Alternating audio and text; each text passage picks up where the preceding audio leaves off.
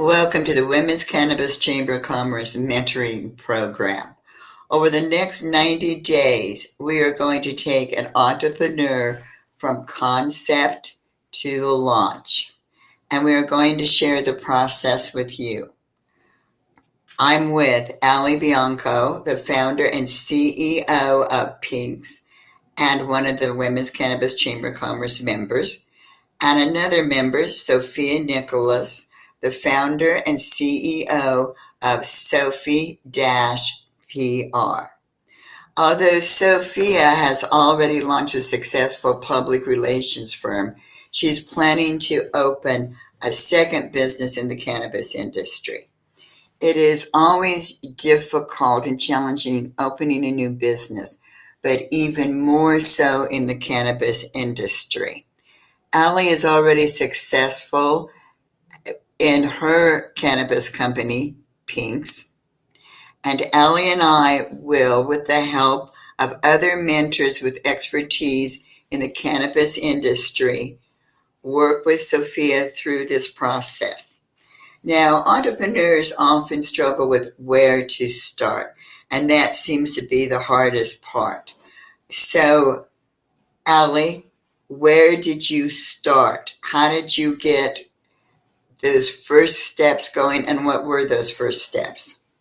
I would say those first steps is always believing in yourself and your product, and you need to build a team of trusted people. It's going to take a long time. It's going to take a lot of faith in yourself, but you have to know pretty much what you want to pursue. You want to make sure before you look for investors, hey, this is what you are investing in. This is the profitability. Do research in the business that or the industry you are going to enter in, whether it's cannabis or any other industry. Always do your homework. See how sales are scaling over there. See how other companies are doing their sales. See how you can make it a little bit better. And try and pitch that to your investors, which you can meet anywhere. You can meet an investor at a restaurant. If you can meet an investor at the gym, you can meet an investor anywhere. As long as you constantly wear your brand on your sleeve and you talk about it and you believe in it, you will have that next. You're already a step above many because that's going to open doors for you. And it's funny because a lot of people always ask, it's like, what made you even want to start that? And it's like, I'm like, just going back from what I started smoking for and just the negative connotation around it, it was just like, I want to take away that negative stigma away from it. And then it's like, when I saw you, I was like, what made you even want to like take this on, like it's always been an idea for me, but I never was like, okay, let me actually go more corporate with it and start actually putting myself in the business and seeing what's going on. So like, how did you even get there? Honestly, I was looking at the industry for what it was. I went to a lot of like underground weed shows, and just like you said, like it was a passion. I went to all Yeah, I remember when I saw Doritos, and I thought that was the funniest fucking thing I've ever seen. I was sorry, literally all the but creativity in this industry. there was it was funny, but it was like I was like, oh my gosh, like this is imagine if I can make weed like but like couture and classy and like And I fun and pink. Yes, like, I always had the vision. I loved watching, like, girly movie I love movies too. I love artistic, Yeah. cinematic viewpoints of life and stuff like that, and there was this movie called The Hick, and Blake Lively was smoking these pink cigarettes, and I was like, "That is so fucking cute," and I was like, "Why can't they make this but weed?"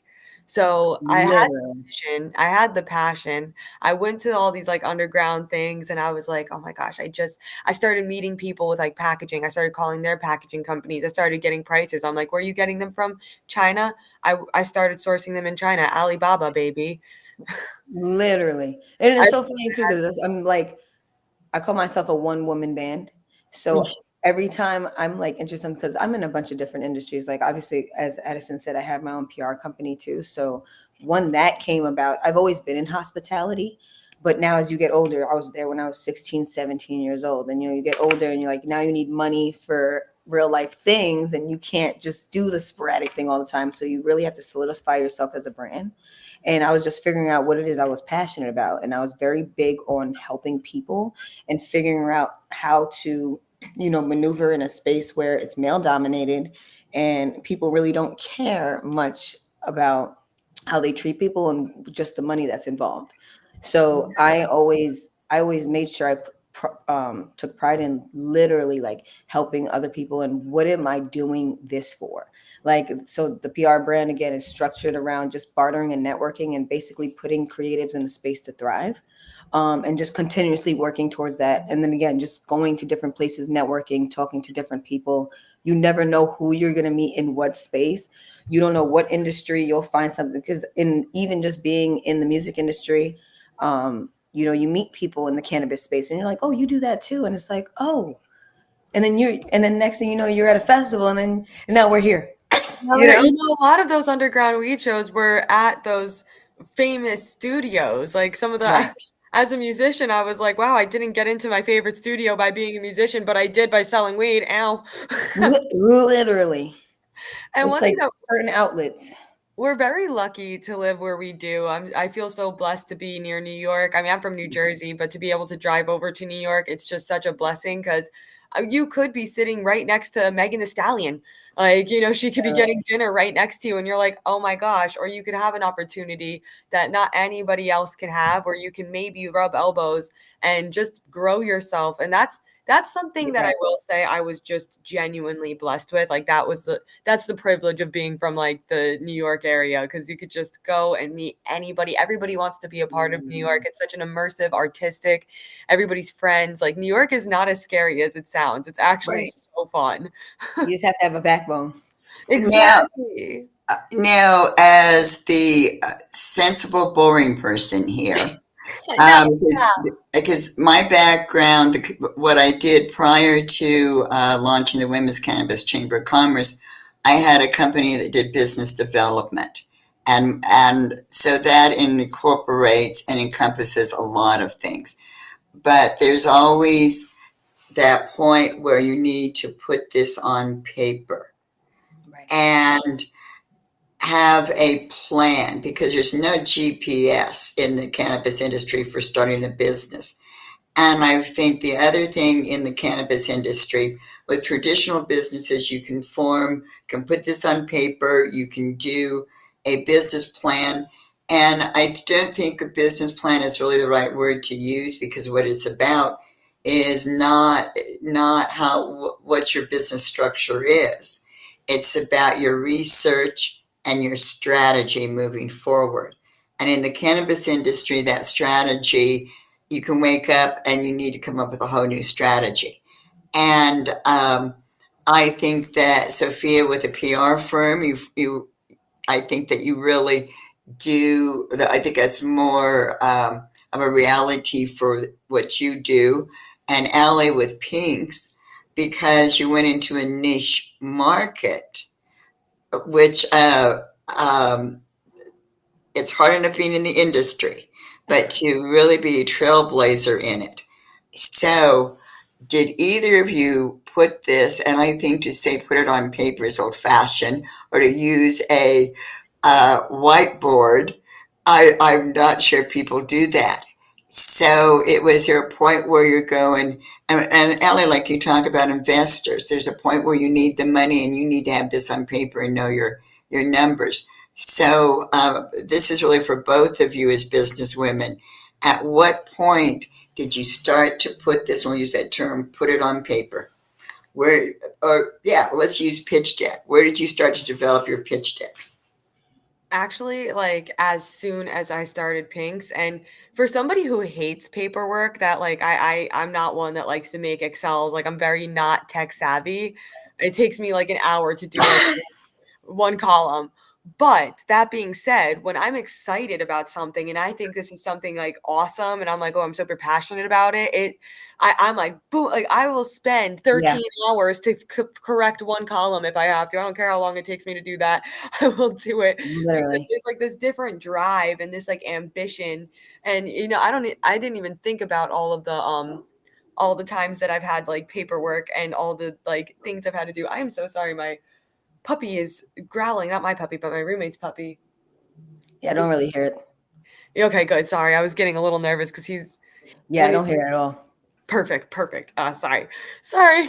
Um, So back to like, yeah, like I don't even like paperwork, and you don't even realize it, but you do it as soon as you start I think the most annoying thing was accounting all of my expenses, like, going through my bank statements and being like, okay, this was auto, this was this was that, and like organizing all of that. That's probably the most tedious thing that I do. And I force myself to do that like once a month, and I'm like, no, it's time. Yeah. And it's crazy too, because even with that same thing that you said, once I'm passionate about something, it's just like, okay, do this, you do this, and it's like I'll have a 13-page plan set up, and then because I'm also a visual person, so I've been across various industries. Like I was in travel, technology, um, again, the music industry, now in cannabis, anything that's moving. I was like, I might open up a tire shop one day. I was like, anything that's moving, I do. Cause I'm big on exploitation too. So every time I see an industry where, things aren't really moving smoothly and it's because people just don't want to, that's where I step in and I'm just like, all right, I'm gonna bully myself into this and then do it the right way and show people how to do it. But when it came to this brand and, just putting everything on paper, I think because, again, I was using it for wellness, just to go to bed, just to help myself. I was just like, I know there's more people like this, and then you go into a lane where you start seeing what's what. I started working at a little smoke shop. And then I started seeing what things were being produced a little bit more on a higher scale. So I was like, you know what, let me come up with a name for my brand. I'm here, I'm with these people consistently. I can promote myself this way. They know my face. Now, if I were to ever launch something in the future, I'm always a pre-planner just in case one of my million businesses come to light again. I'm just like, at least people were prepared for me. So when I do pop out, it's there and they're familiar with it. So it was just little steps. And then I created an Instagram page and, I created a graphic for myself. And I was just like, okay.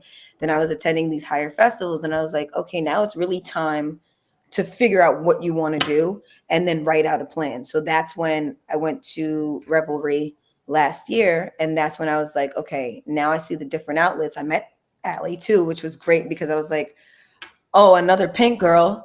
Yes. She gets it. Literally, So she gets it. And I was just like, okay, this makes sense now. Now I feel like I should move forward with it rather than just let it fade into the dark, just because it is something that I'm passionate about. So I think last year is when I finally was like, all right, let me do this. Oh, we lost Ellie.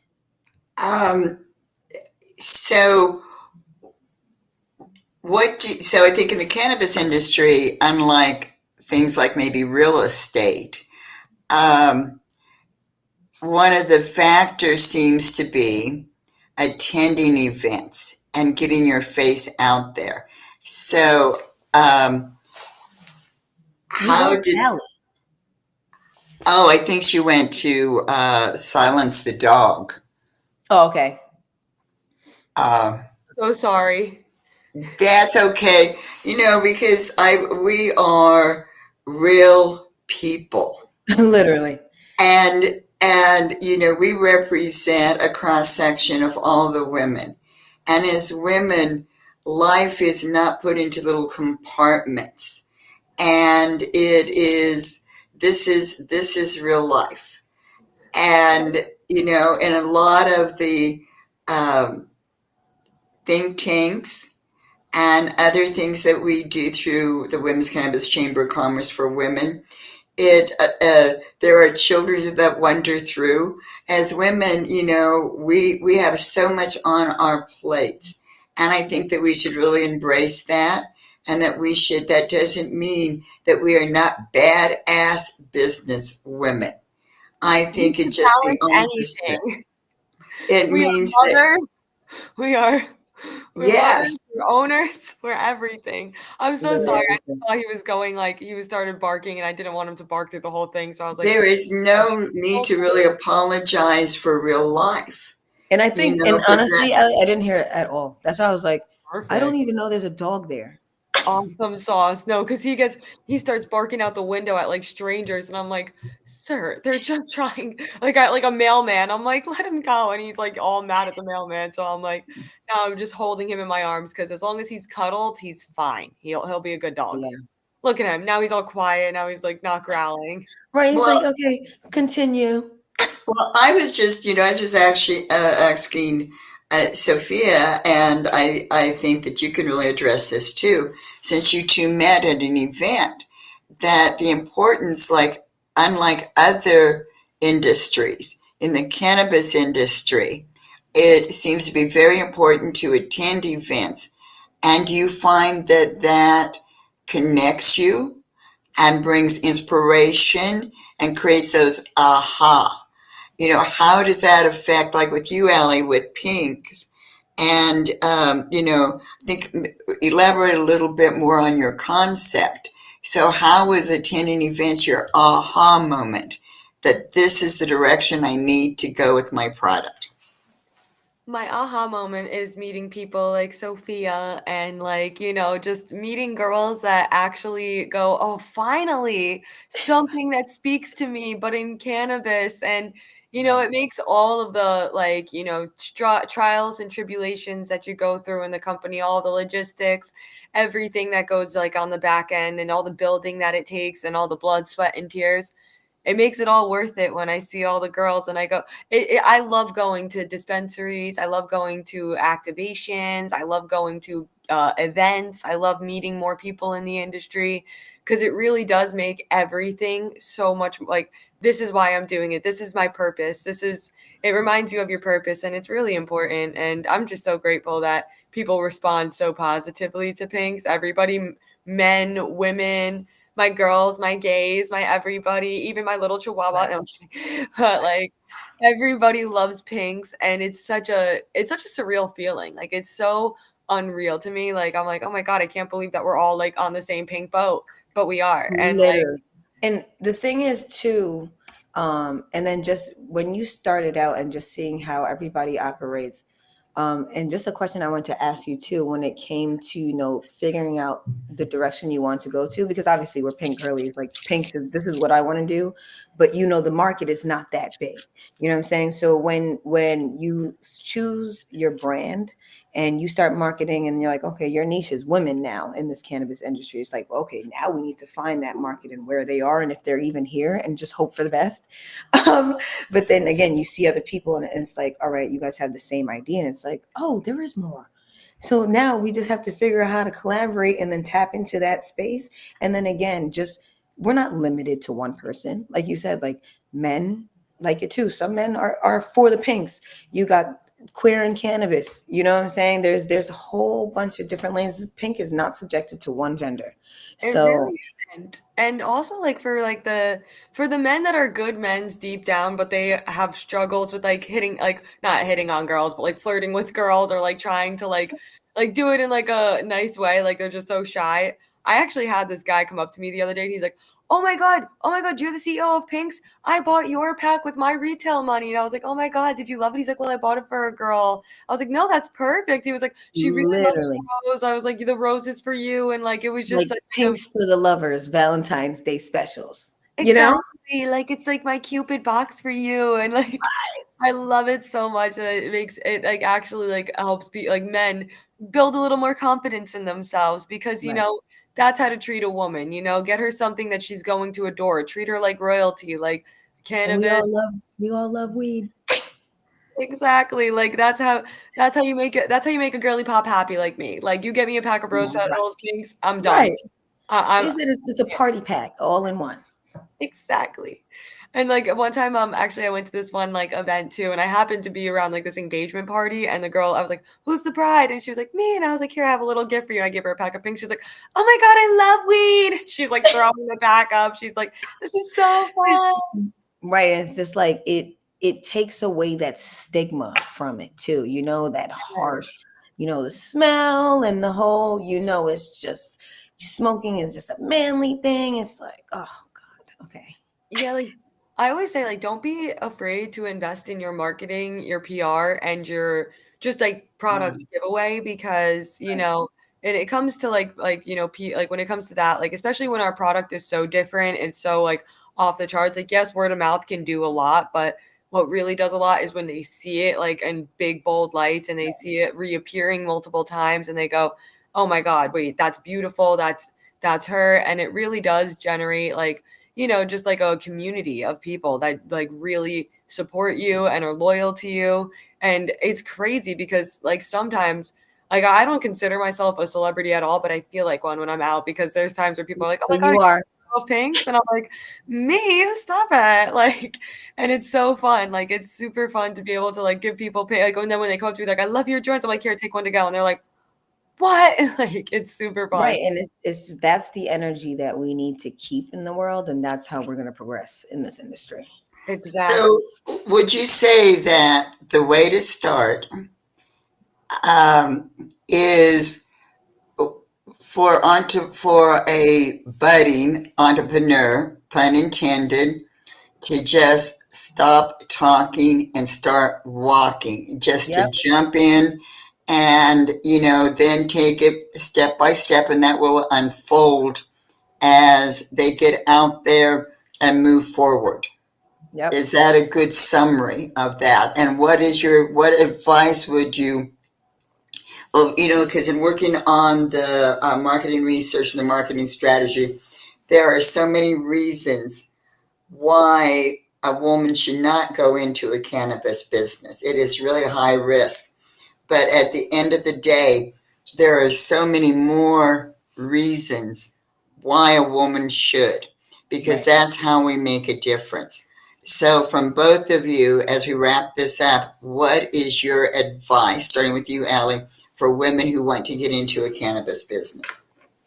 My advice is to, believe in yourself. I always say that. I always say, like, your passion is important. Do not let anybody try and take away something that's beautiful that you built. It is so important. That's number one.